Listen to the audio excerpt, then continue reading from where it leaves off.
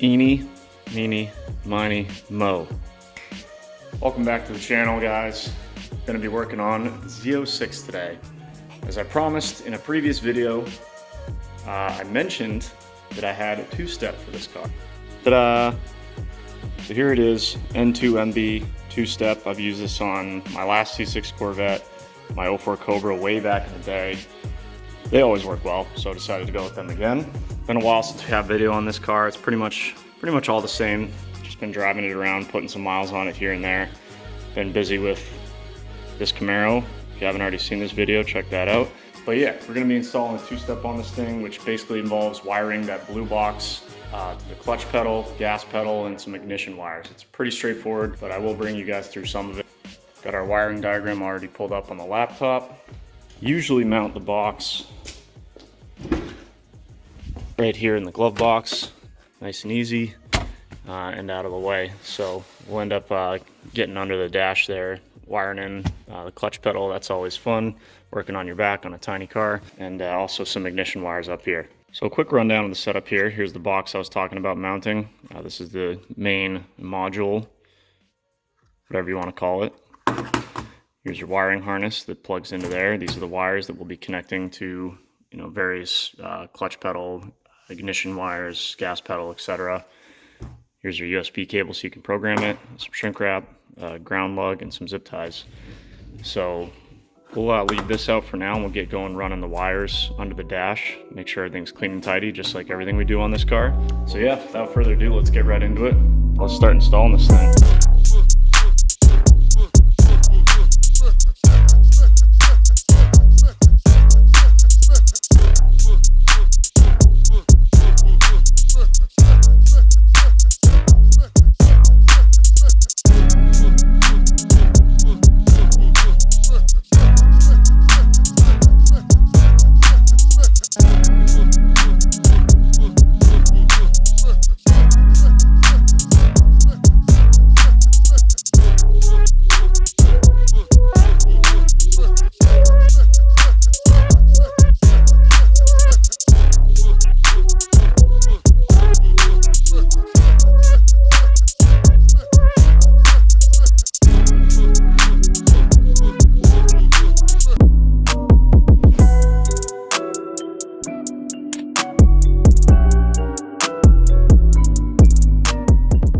Alright, so here's where we're at. Got the blue and green wires for the clutch and gas run through the center of the car here. Also have the, hard to see up there, but I have the orange and yellow wire, red wire run through the firewall. Everything routed, nice and neat. Some of those wires still need a little tidying, but not too bad. Got the box mounted in the glove box with some double-sided tape. The wires ran down through there. You guys probably noticed that I did it on the wires through the center console there. Good tip for running wires, whether it's through difficult interior areas or through a firewall grommet, use a coat hanger. Or in this case, it's a piece of welding wire that I actually sharpened on one end to penetrate that grommet. Tape the wires to the other end and literally just pull them through. Makes it really easy. Instead of kind of fighting blindly, you obviously have some more stiffness with a piece of welding wire or a coat hanger, and you can kind of direct it, bend it, direct it where you want to go. Makes passing wires a little bit easier. So these three wires will get wired into the coil packs, which in this car I've hidden in the fenders over there, so we'll see how much fun that is going to be. But I'm done fighting on my back on this side, so we can clean this up, get the glove box and all that back together, and then I get to fight on my back on that side. And then wire those in. Like I said, working under dashes, especially on a car like this, is just not fun, especially if you're a little bit bigger. But yeah, let's tackle the driver's side now, and then get to the coil wiring, and then we'll get to the software.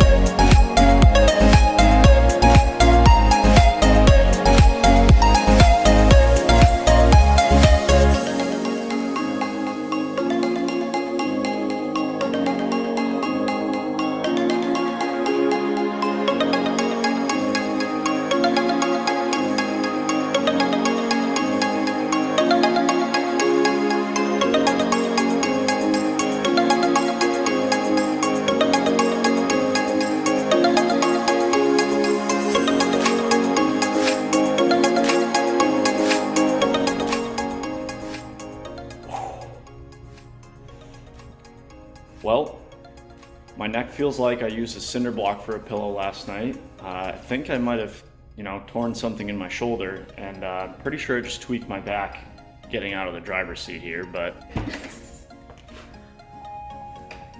just spent about 15 minutes, 20 minutes down with my head down there, wiring in the gas pedal, the accelerator position sensor, and the clutch position sensor.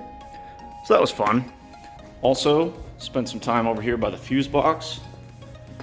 We wired 2 wires into the coil pins at the ECU, or the fuse box that head to the ECU.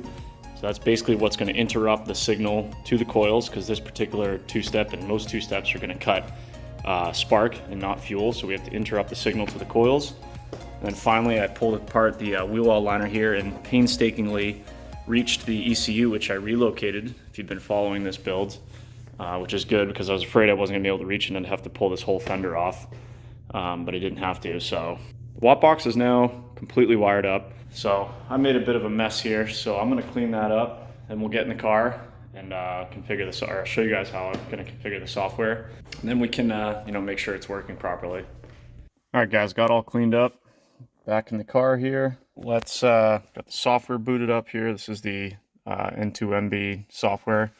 So let's turn the car on. Like I said, the watt box is mounted over here, so I'm going to turn the car on. There we go. Looks like we got power. You guys can, if you have this particular model, you can follow the instructions, from N2MB for downloading drivers and all that stuff. But I've done all that already, so we're ready to go here. So let's click read, and we can see I've actually made a couple of these settings already. The clutch is inverted. You can see that the clutch is up, TPS is up. Now if I put my foot down, we should see the box start blinking to indicate wide open throttle. So you can see that. And then if I click read, now it knows that the TPS is down. Now if I hit the clutch, it should pause momentarily. Yep. We'll click read again. Now they're both down. So this is a situation, obviously, wide open throttle, clutch in, where the two-step would be activated. So these are the rest of the settings we can set. RPM, no lift shift, how many milliseconds you want between shifts. I think we'll start the two-step out at 3,000 just to try it out, and then we'll go from there. So this should be ready to go. So watt box installed, seems to be working properly. Haven't started the car yet, but as I described earlier in this video, or maybe it was late in the last video, I'd like to get my Hoosiers mounted up because these Toyos don't do a damn thing for this car with this power level.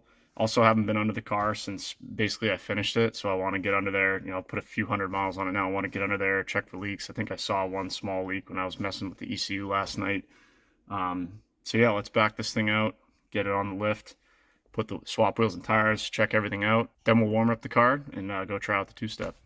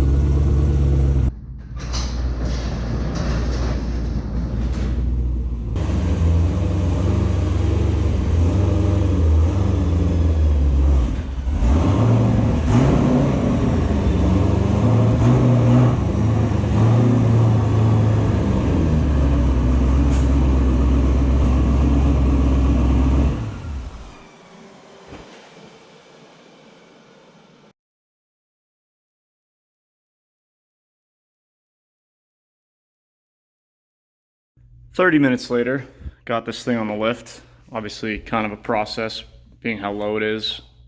Needed blocks and jacks and God knows what else. Everything looks pretty good under here. Only thing I did notice was, like I said, I thought I had an oil leak. Got all this crap all over the pan here.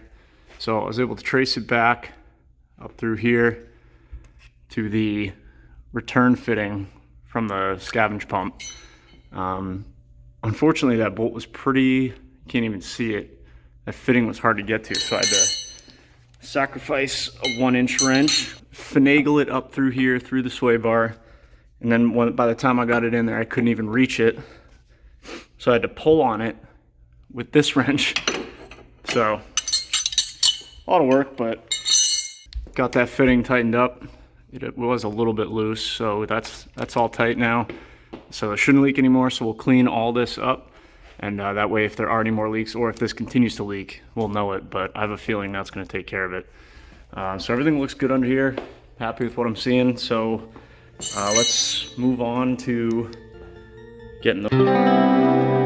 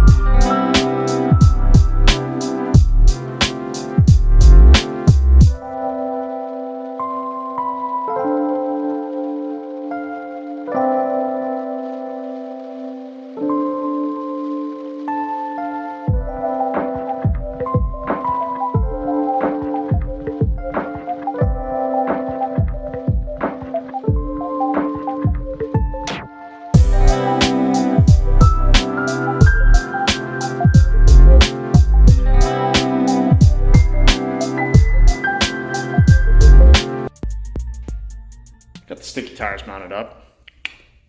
Ready to make some power. Put some power down anyways. Sujas are pretty old, like 4 or 5 years, so I don't know. We'll see how they do, but they're definitely gonna be better than these Toyos. So it's dark out now, getting worse every day. We got daylight savings coming up this week. So I have no sense going out and filming right now. But I'll catch you guys tomorrow. We'll see what this car does on the 2-step. Can't wait for that, and see if it puts any of this power down. We can also try the no lift shift, but I'll check in with you guys tomorrow.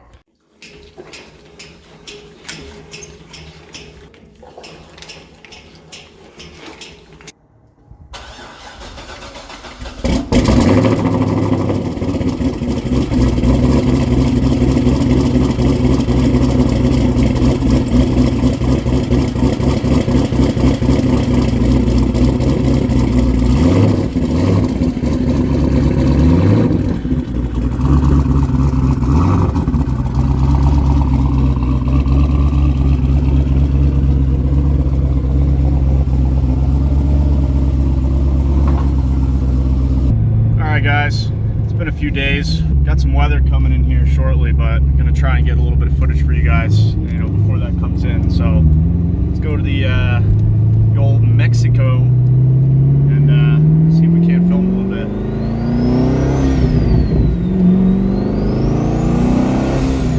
Red light. Whoa, Nelly.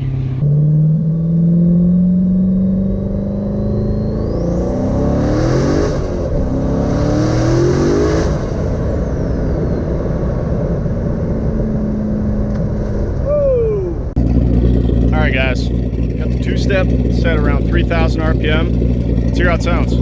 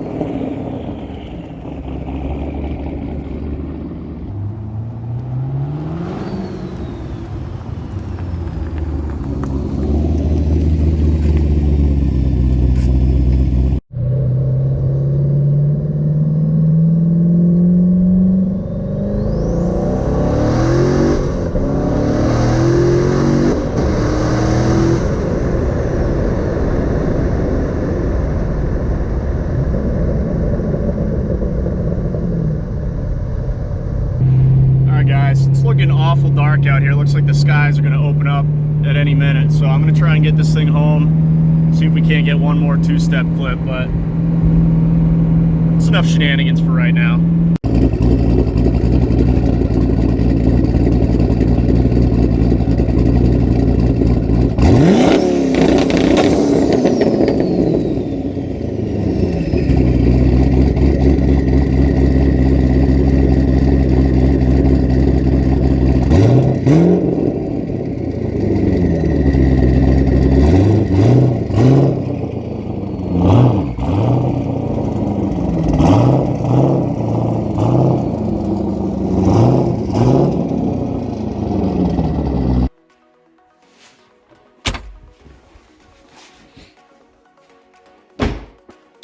Well, there you have it. Two-step installed on a twin turbo C6 Z06. Sounds awesome, works perfect. Was able to adjust the set points from 3,000 to 4,000 RPM. Tried the no lift shift once, worked great. Need to shorten the time that it cuts ignition a little bit. Yeah, other than that, no complaints.